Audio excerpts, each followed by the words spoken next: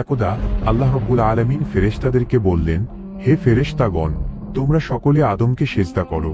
নির্দেশ অনুযায়ী সকল ফেরেশতারা হযরত আদম আলাইহিস সালামকে সেজদা করল, কিন্তু সেজদা করল না শুধুমাত্র ইবলিস। সে অহংকার ভরে আল্লাহর নির্দেশ অমান্য করল, কেননা তার অন্তরে পূর্ব থেকেই কুফরির বীজ লুকিয়েছিল।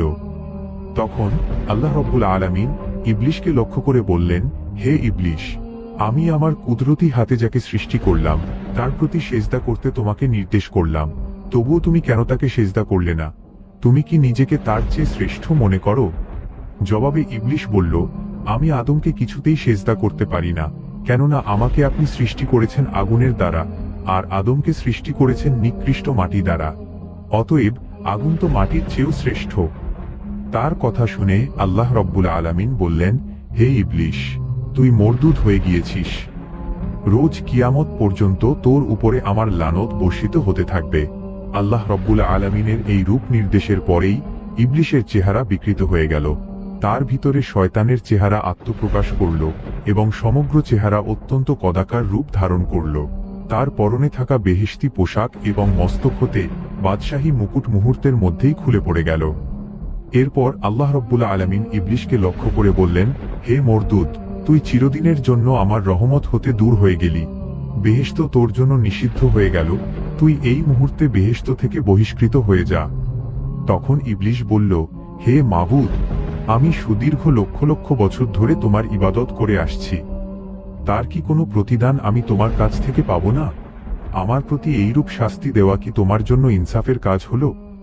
আল্লাহ রাব্বুল আলামিন তখন ইবলিসকে বললেন, হে পাপিষ্ঠ ইবলিস, বল, তুই আমার কাছ থেকে কি চাস? আজকে তুই আমার কাছ থেকে বেহেশত ব্যতীত যা চাইবি আমি তোকে সবকিছুই দান করব। কেননা কোনো প্রার্থনাকারীর প্রার্থনাই আমি ফিরিয়ে দেই না, সবার দোয়াই আমি কবুল করে থাকি। তখন ইবলিস বলল, হে প্রভু, আমার যখন কোনোদিনই বেহেশত নসিব হবে না, তখন তোমার নিকট আমার একটি প্রার্থনা এই যে, তুমি আমাকে রোজ কিয়ামত পর্যন্ত হায়াত দান করো। জবাবে আল্লাহ রাব্বুল আলামিন বললেন, যা, তোকে আমি কিয়ামত পর্যন্ত হায়াত বাড়িয়ে দিলাম। এবার ইবলিস বলল, হে মাবুদ, তোমার নিকটে আমার দ্বিতীয় প্রার্থনা এই যে, আমাকে তুমি এমন ক্ষমতা দান করো যাতে আমি তোমার যাবতীয় সৃষ্টিবস্তুকে দেখতে পাই, কিন্তু তারা এবং আদম সন্তান যেন আমাকে দেখতে না পারে, এবং আমি যেন আদম সন্তানের শরীরের রগে রগে ও শিরায় শিরায় বিচরণ করতে পারি, আর যে কোনো সময় আমি ইচ্ছামতো রূপ পরিবর্তন করতে পারি। আল্লাহ রাব্বুল আলামিন বললেন, হে ইবলিস, ঠিক আছে, যাও, তোমার এই প্রার্থনাও আমি কবুল ও মঞ্জুর করলাম। পাপিষ্ঠ ইবলিস এইভাবে আল্লাহ রাব্বুল আলামিনের পক্ষ থেকে অসীম ক্ষমতার অধিকারী হয়ে আল্লাহ রাব্বুল আলামিনকে লক্ষ্য করে বলল, হে প্রভু, তুমি জেনে রাখো, আমি তোমারই নামের শপথ করে বলছি যে আদমের কারণে আমার সারা জীবনের সাধনা বরবাদ হয়ে গেল। আমি চিরদিনের জন্য তোমার নিকটে ঘৃণিত ও অভিশপ্ত হয়ে গেলাম।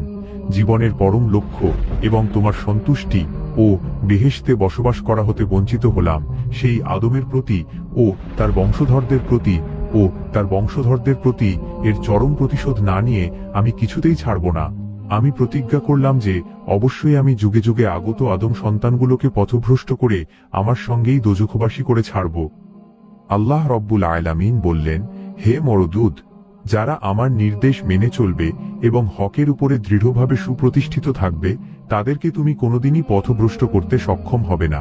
তবে যারা আমার আনুগত্য পরিত্যাগ করে তোর আনুগত্য করবে, নফসে আম্মারা তথা মন্দ কাজের দিকে প্ররোচিত হবে, তোর সঙ্গে আমি তাদেরকেও দোজখে নিক্ষেপ করব এবং আমি দোজখের উদরপূর্তি করব।